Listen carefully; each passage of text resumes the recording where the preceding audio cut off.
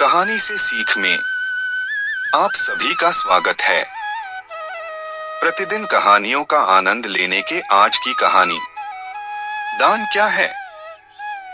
एक बुजुर्ग शिक्षिका भीषण गर्मियों के दिन में बस में सवार हुई, पैरों के दर्द से बेहाल, लेकिन बस में सीट न देखकर जैसे तैसे खड़ी हो गई।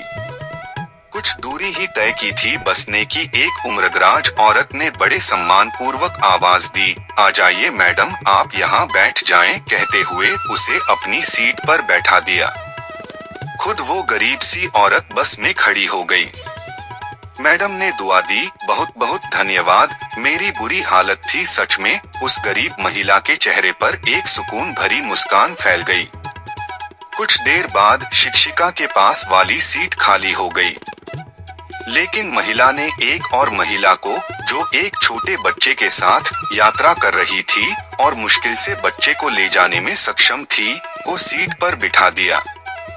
अगले पड़ाव पर बच्चे के साथ महिला भी उतर गई, सीट खाली हो गई, लेकिन नेकदिल महिला ने बैठने का लालच नहीं किया।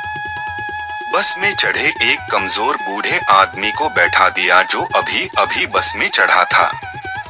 सीट फिर से खाली हो गई। बस में अब गिनी चुनी सवारियां ही रह गई थीं। अब उस अध्यापिका ने महिला को अपने पास बिठाया और पूछा, सीट कितनी बार खाली हुई है, लेकिन आप लोगों को ही बैठाते रहे, खुद नहीं बैठे, क्या बात है। महिला ने कहा, मैडम, मैं एक मजदूर हूँ, मेरे पास इतने पैसे नहीं हैं कि मैं कुछ दान कर सकूं। तो मैं क्या करती हूँ कि कहीं रास्ते से पत्थर उठाकर एक तरफ कर देती हूँ, कभी किसी जरूरतमंद को पानी पिला देती हूँ, कभी बस में किसी के लिए सीट छोड़ देती हूँ। फिर जब सामने वाला मुझे दुआएं देता है तो मैं अपनी गरीबी भूल जाती हूँ।